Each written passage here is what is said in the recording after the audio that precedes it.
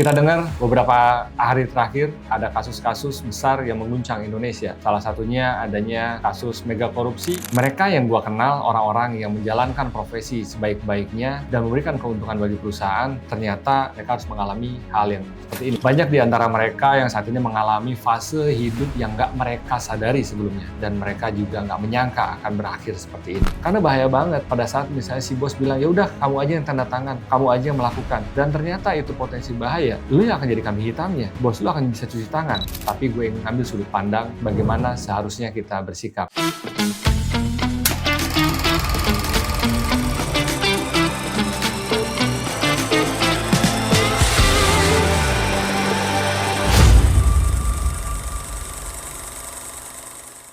Assalamualaikum warahmatullahi wabarakatuh. Halo kawan-kawan semua, balik lagi di channel BTW Break Time with gue Mr. Catur. Video ini gue buat khusus buat lo yang masih berprofesi sebagai profesional di sebuah perusahaan. Meskipun ya nggak menutup kemungkinan sih buat para pengusaha ataupun orang-orang yang memegang amanah di sebuah organisasi. Mau itu organisasi non-profit ataupun organisasi yang menghasilkan. Kenapa gue buat video ini? Karena ini relate banget dengan apa yang terjadi belakangan ini. Dan ini nyangkut sama teman-teman yang gue kenal. Banyak di antara mereka yang saat ini mengalami fase hidup yang nggak mereka sadari sebelumnya. Dan mereka juga nggak menyangka akan berakhir seperti ini.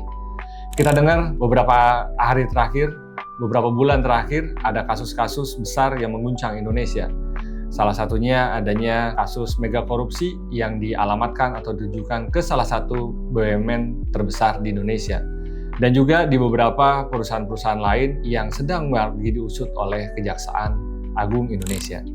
Nah, di antara mereka, gua kenal banget dengan yang disebut sebagai tersangkanya atau yang mereka dianggap melakukan kesalahan. Beberapa orang di antara mereka adalah teman gue sendiri. Dan itu membuat gua berpikir, mereka yang gua kenal, orang-orang yang menjalankan profesi sebaik-baiknya dan memberikan keuntungan bagi perusahaan, ternyata mereka harus mengalami hal yang seperti ini. Gue lagi nggak bahas tentang kasusnya, gue lagi nggak bahas juga tentang apa yang sebetulnya terjadi, tapi gue ingin ngambil sudut pandang bagaimana seharusnya kita bersikap. Bahkan beberapa bulan yang lalu, gue ditelepon oleh salah seorang sahabat gue, yang awalnya gue pikir ini orang nggak dikenal karena pakai nomor telepon yang lain yang gue nggak kenal sama sekali, tapi gue angkat. Biasanya gue nggak angkat nomor telepon itu.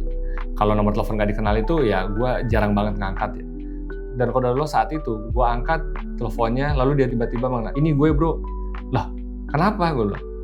Gue butuh bantuan lo, gue pengen bisa pinjem nggak driver lo? Buat apa? Gue pinjem driver lo untuk jemput anak istri gue dan gue butuh baju. Kenapa bro? Gue ternyata dia sedang divonis, dia tiba-tiba ditahan di Polda Metro Jaya, dan gue belum tahu masalahnya apa. Tapi segera gue nggak banyak pikir, gue bantu. Driver gue diutilisasi untuk jemput, untuk bawa apa yang dia minta, ya silahkan aja karena gue juga ingin fokus bantu apa yang gue bisa bantu. Besoknya gue jenguk, dan ternyata waktu dia cerita, perusahaan yang dia kerja di sana itu sedang menghadapi tuntutan dari penegak hukum bahwa ada pelanggaran yang dilakukan. Nah, sebelumnya dia cerita bahwa apa yang dituduhkan itu sebetulnya nggak benar. Apa yang dituduhkan itu sudah dilakukan, dan sebagai pucuk pimpinan, dia diangkat sebagai direktur utama di sana. Dia hanya menjalankan tugas, tapi dia sudah mitigasi sebaik-baiknya apa yang harus dilakukan. Hanya sayangnya, terkadang ada yang kita nggak ketahui sebagai karyawan atau sebagai profesional atau sebagai level operasional yang kita jalankan. Ada persaingan-persaingan yang antara pemilik perusahaan atau secara politik dan lain-lain itu berpengaruh terhadap perusahaan tersebut. Dan dia akhirnya menjadi korban karena dia menjadi direktur utama.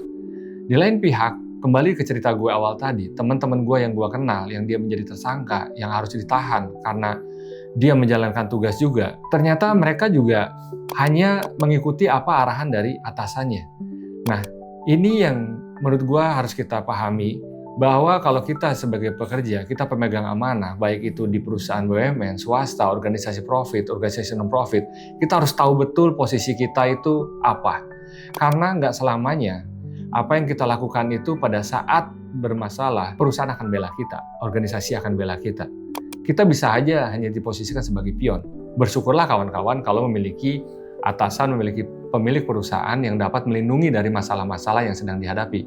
Tapi kita nggak bisa bergantung, kita nggak bisa memukul atau kita tidak bisa menyamaratakan bahwa semuanya akan membela kita. Dari sini, gue ingin banget saranin buat lo semua, pahami beberapa hal berikut ini.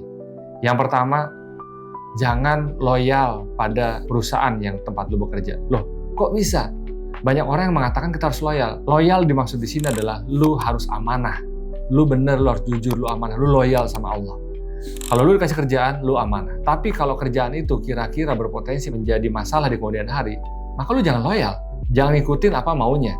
Lu jangan takut kehilangan pekerjaan karena melakukan sesuatu yang mungkin akan berpotensi masalah. Yang kedua, jangan melakukan sesuatu yang di luar otorisasi yang lu punya. Karena bahaya banget pada saat misalnya si bos bilang, ya udah kamu aja yang tanda tangan, kamu aja yang melakukan. Dan ternyata itu potensi bahaya. Dan pada saat memang terjadi masalah yang di kemudian hari, lu yang akan jadi kambing hitamnya. Bos lu akan bisa cuci tangan. Pemilik perusahaan akan bisa lepas tangan karena lu yang tanda tangan. Jadi hati-hati dengan setiap dokumen yang lu tanda tangan.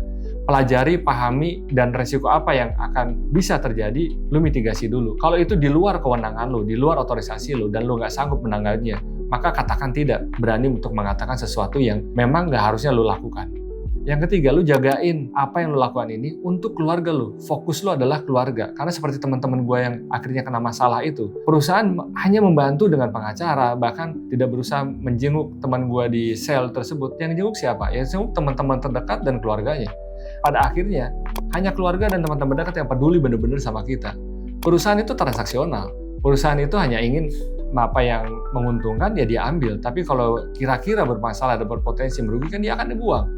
Dan itulah naturalnya, kita nggak bisa menyalahkan, itu sebuah hukum yang harus kita percaya terjadi di sistem perusahaan yang berjalan saat ini.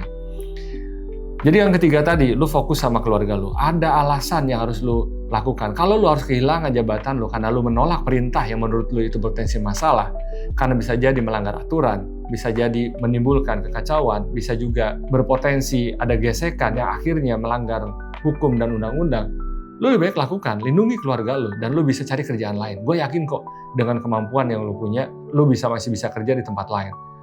Dan yang keempat, agar itu bisa mendukung semua, lu harus ningkatin skill lu harus menjual pribadi lu nggak boleh hang on dengan satu perusahaan aja. Kalau selama itu masih sesuai dengan visi dan prinsip yang lu pertahankan, ya lu harus di sana. Dan kalau perusahaan masih membela lu, dan masih memberikan jalan yang memang selayaknya harus kita jalankan, ya itu nggak ada salahnya kita masih bertahan.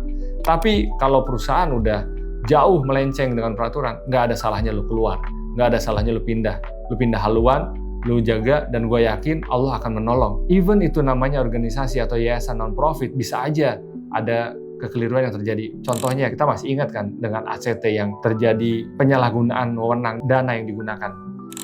Kalau kita tahu dari awal ada kesalahan, lebih baik kita keluar. Kalau kita nggak bisa benahi, kalau kita nggak bisa kasih masukan, kita keluar aja.